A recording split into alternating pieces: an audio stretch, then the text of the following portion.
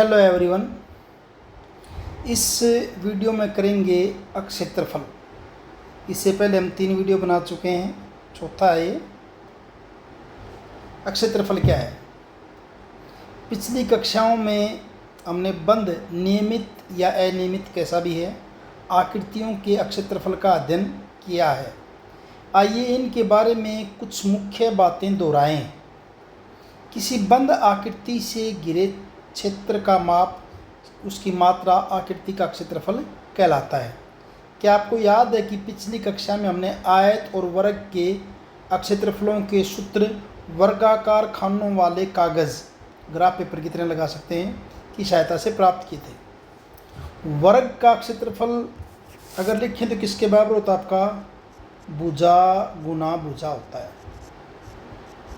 या इसको कई बार कर देते हैं साइड इंटू साइड, या फिर ये भी कर देते हैं ए गुना ए का वर्ग, कोई भी लिखे इनमें से। आयत का क्षेत्रफल लंबाई गुना चौड़ाई, लंबाई गुना चौड़ाई,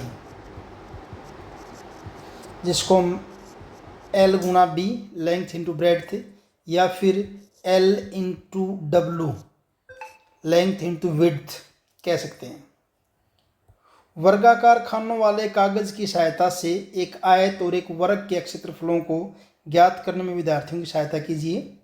विद्यार्थियों को वर्गाकार ग्रिड पेपर दीजिए और उन्हें सूत्र तक पहुंचने दीजिए। आइए इन अवधारणाओं से जुड़ी वास्तविक जीवनी कुछ समस्याओं को देखते हैं। एक फर्श 5 मीटर लंबा और 4 मीटर चौड़ा है। 3 मीटर भुजा की वर्गाकार कालीन फर्श पर बिछा दी जाती है। फर्श का क्षेत्रफल, भुजाएं क्या दे रखी हैं? 5 मीटर लंबा और 4 मीटर चौड़ा। और क्या किया है? 3 मीटर भुजा की वर्गाकार कालीन फर्श पर बिछा दी जाती है। कालीन रहित फर्श का क्षेत्रफल ज्ञात कीजिए, यानी कि वो क्षेत्रफल जिसमें कालीन नहीं है। तो कुछ कुछ ऐसे फिगर, ये मान लीजिए ये है आपका फर्श, इसको थोड़ा सा यहाँ हटा देता हूँ, ये फर्श है और उसमें एक कालीन बिछा दी है 3 गुणा 3, यानी 3 लंबाई और 3 चौड़ाई, ऐसे बीच में ये वर्ग है। ये भुजा कितनी दे रखी है? 5 मीटर दे रखी है। ये दे रखी है 4 मीटर, और वर्ग की भुजा क्या दे रखी है? 3 मीटर। करना क्या है? कालीन रहित फर्श का क्षेत्रफल, यानी जहाँ पे कालीन नहीं है। तो यहाँ कालीन कहाँ नहीं है? कालीन यहाँ जो है ये इस जगह पे नहीं है, यानी ये क्षेत्रफल आपने बताना है। तो क्या करना चाहिए? पूरे आयत का क्षेत्रफल निकाल लीजिए। आयत का क्षेत्रफल क्या होता है? लंबाई गुना चौड़ाई। देखिए फर्श का क्षेत्रफल क्या बनेगा? लंबाई गुना चौड़ाई। लंबाई कितनी है? 5, चौड़ाई कितनी है? 4, 5 चौके 20 वर्ग मीटर हो गया। अब वर्गाकार कालीन की लंबाई कितनी? 3 मीटर। कालीन का क्षेत्रफल लंबाई गुना चौड़ाई कह दीजिए, चाहे भुजा गुना भुजा, क्योंकि दोनों बराबर हैं। 3 गुना 3 क्या हो जाएगा? 9 वर्ग मीटर। अतः कालीन बिछे फर्श का क्षेत्रफल क्या है? 9 वर्ग मीटर है। तो टोटल कितना था? 20। कालीन कितने पर बिछा है? 9 पे। तो बाकी कितना रह जाएगा? 11। क्षेत्रफल कालीन बिछे फर्श का क्षेत्रफल, जिस पर कालीन नहीं बिछा हुआ है। ये पूछा था ना, कालीन बिना बिछे। यहाँ पे क्या लिखना चाहिए? थोड़ा सा रह गया। कालीन बिछे फर्श का क्षेत्रफल बिना बिछे, वो क्या हो जाएगा आपका? 11 वर्ग मीटर हो जाएगा। बिना बिछे करना पड़ेगा भी, क्योंकि यहाँ तो बिछा रखा है, यहाँ तो कालीन बिछा हुआ है। तो जिस पे नहीं बिछा वो बताना आपने। नेक्स्ट क्या है?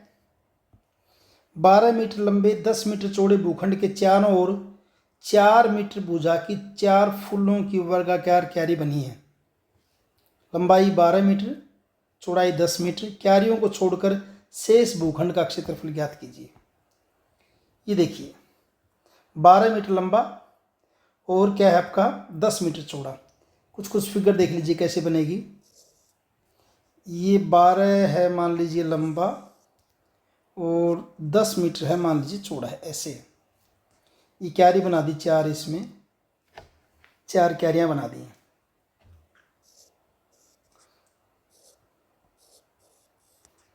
ये हो जाएंगी 4 क्यारी, थोड़ी कम ज़्यादा होगी, देख लेना। अब इसकी लंबाई कितनी है 12 मीटर, चौड़ाई कितनी है 10 मीटर, और हर एक जो क्यारी उसकी ये भुजा कितनी 4 मीटर, ये भुजा कितनी 4 मीटर। तो क्या कर देंगे, पूरे भूखंड का क्षेत्रफल निकाल लेंगे। क्या करेंगे, देखिए भूखंड की लंबाई 12 मीटर, भूखंड की चौड़ाई 10 मीटर, भूखंड का क्षेत्रफल लंबाई गुना चौड़ाई 12 गुना 10 कितना हो जाएगा 120 वर्ग मीटर हो गया। ठीक है, चारों फूलों की क्यारियों में प्रत्येक क्यारी की भुजा कितनी 4 मीटर की है। तो एक क्यारी का अगर क्षेत्रफल निकालें, फूलों की क्यारी का क्षेत्रफल भुजा गुना भुजा 4 गुना 4, 4 चौकी क्या हो जाएगा 16। ये तो एक क्यारी का हुआ है, क्यारी कितनी है 4, तो 4 से गुणा कर देंगे, चारों क्यारियों का क्षेत्रफल कितना हो जाएगा 64 वर्ग मीटर। अब शेष भाग जो बचेगा, शेष कौन से वाला है, शेष ये होगा, ये जो बचा हुआ ये यहाँ जो बचा हुआ शेष है सारा ये, यानी क्यारियों को छोड़ के जो भी सारी जगह बची क्या हो शेष है सारी ये। तो क्या कर देंगे, पूरे खेत के क्षेत्रफल में से 4 क्यारियों का घटा देंगे। पूरे खेत का क्षेत्रफल कितना है 120 वर्ग मीटर, चारों क्यारियों कितना है 64, तो 120 में से 64 घटाएंगे 56 वर्ग मीटर, इसका आंसर आ जाएगा। आइए पता लगाएं। पहला क्वेश्चन, 25 मीटर लंबे आयताकार बाग का क्षेत्रफल 300 वर्ग मीटर है, इस बाग की चौड़ाई ज्ञात कीजिए।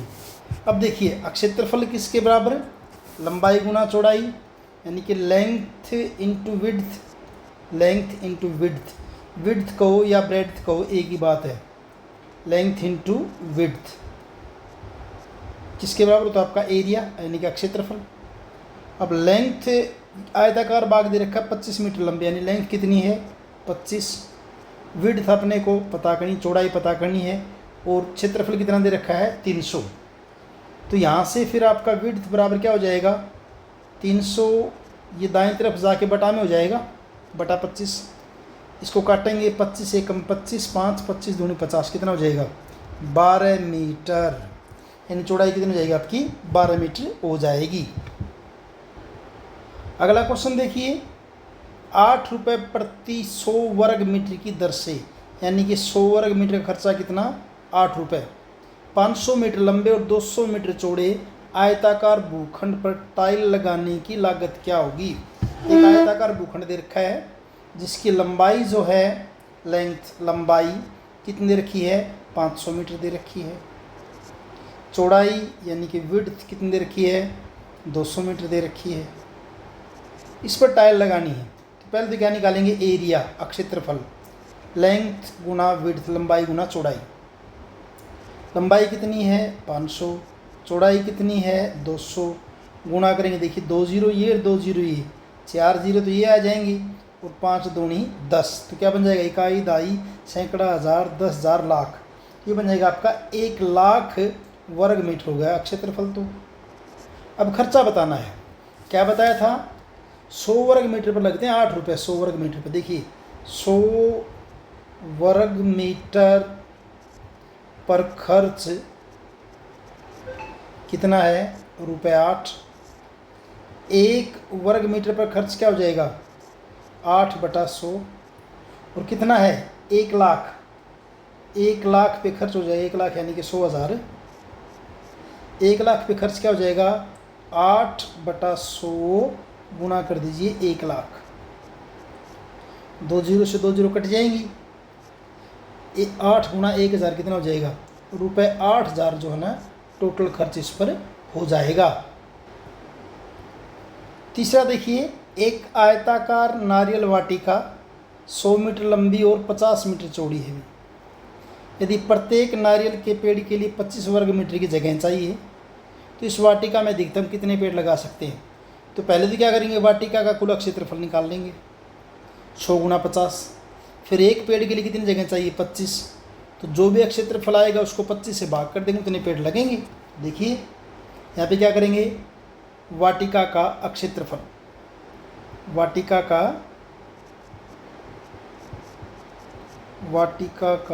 क्षेत्रफल वैसे लिख दो, लेंथ लंबाई कितनी दे रखी है 100 मीटर दे रखी है, विड्थ चौड़ाई कितनी दे रखी है 50 मीटर दे रखी है, क्षेत्रफल का फार्मूला लेंथ इंटू विड्थ, तो यानी कि 100 गुना 50 कितना हो जाएगा, 5000 वर्ग मीटर हो गया। अब देखिए 25 वर्ग मीटर में 25 वर्ग मीटर में पेड़ कितना लगते हैं, एक पेड़। एक वर्ग मीटर में कितना लगेगा पेड़ भाई, एक वर्ग मीटर में कितना, 1/25। खेत का पूरे का क्षेत्रफल कितना है, 5000 वाटिका का। तो क्या कर देंगे, 1/25 गुणा में 5000, काट दीजिए इसको, 25 दूनी 50, 200 पे कट गया। तो कितने पेड़ लग जाएंगे, 200 पेड़ लग जाएंगे। नीचे दी गई आकृतियों को आयताकार भागों में बांटकर उनके क्षेत्रफल ज्ञात कीजिए, सभी माप मीटर में दिए गए हैं। इनको आयताकार भागों में बांट के फिर आपने क्या करना है, क्षेत्रफल निकालने हैं। तो कैसे करेंगे, देखिए पहले तो मिला लेते हैं इसको, ऐसे इसको मिला दिया, उसके बाद इसको मिला लेते हैं ऐसे, बल्कि आगे तक जाने देते हैं इसको ऐसे ही, और फिर मिला दिया हमने इसको, ये मिला दिया। अब यहाँ देखिए ये कितनी है 3, ये कितनी है 2, तो ये जगह कितनी बच जाएगी, 1 मीटर बच जाएगी। यानी कि ये जगह आपकी कितनी हो जाएगी, 1। ये वाली जगह कौन सी, ये, ठीक है। और ये जगह यहाँ कितनी बचेगी, ये 2 बचेगी आपकी, ये वाली कितनी, 2। क्यों, उधर देखेंगे, देखिए 3 है और यहाँ तक की 1 होगी, तो कितनी बच गई, 2 बच गई, ये 2 बच जाएगी। ऐसे ही ये भी आपकी क्या हो जाएगी, 2, क्योंकि नीचे 4 दर की टोटल, ठीक है। अगर ये 2 है तो यहाँ ये वाली साइड भी आपकी कितनी हो जाएगी, 2 हो जाएगी, ये वाली 2 हो जाएगी। और ये टोटल जो है ये आपकी हो जाएगी 3 हो जाएगी, ये 3 हो गई है। और बस कंप्लीट है, इतना ही है। अब इनका अलग अलग देख लिया क्षेत्रफल। इसका अगर क्षेत्रफल निकालूँ, लंबाई गुना चौड़ाई यानी 4 गुना 3। इसका क्षेत्रफल अगर निकालूँ तो ये है अपनी, ये हो जाएगी, ये इस अंदर इसको भूल जाइए, जैसे कि ये पूरा, अगर इसको पूरी आयत माने इसको, तो इसकी भुजा कितनी है, ये भुजा 1 है और ये कितनी है, 4 है। यानी 1 गुना 4 हो जाएगा इसका हो जाएगा 4 गुना 1 हो जाएगा। इसकी बात करें इसकी, तो यहाँ लंबाई 3 है, चौड़ाई 2 है, तो इसको हम क्या कर देंगे, 3 गुना 2 कर देंगे। ये बच गई आपकी इसकी, देखिए ये भुजा कितनी है, 3 है, ये वाली देखिए 3 है, ये 3 है। और तो इसका भी कितना हो जाएगा, 3 गुना 2 हो जाएगा। इसका कितना हो जाएगा, 3 गुने 2। यानी क्षेत्रफल क्या क्या है, फिर देखिए इसका क्षेत्रफल 4 गुना 3 प्लस इसका क्षेत्रफल 4 गुना 1 प्लस इसका क्षेत्रफल 3 गुना 2 प्लस इसका क्षेत्रफल 3 गुना 2। ये 4 थी, 12, 4 एकम 4, 3 दूनी 6, 3 दूनी 6, ये 12 और 4 16, 6 और 6 12, 16 और 12 28 वर्ग मीटर, या 28 वर्ग मीटर ऐसे भी कर सकते हैं। ये आपका हुआ इसका ए पार्ट, मेरे ख्याल से ठीक है आपका ये। अब देखिए दूसरा पार्ट बी। इसमें क्या, देखिए ये कितनी दे रखी है, 3, इधर ये कितनी है, 2, यानी यहाँ तक 2 हो गई। इट मीन्स ये जगह कितनी बच जाएगी आपकी, 1 मीटर बच जाएगी, ये 1 बच जाएगी। और इधर ये 2 है, ये भी कितनी हो जाएगी, 2 हो जाएगी। तो पहले तो इसको फिगर को पूरा कर लेते हैं। कैसे कर देंगे, ऐसे मिला देते हैं इसको, ये 3 आयत हो गई। इसकी अभी मैंने भुजा बताई कितनी हो जाएगी, 1 मीटर हो जाएगी, यहाँ से लेकर यहाँ तक की, ठीक है। और ये वाली इसकी ये भुजा कितनी हो जाएगी, 2 हो जाएगी। बस अब इसको सोल्व कर दीजिए।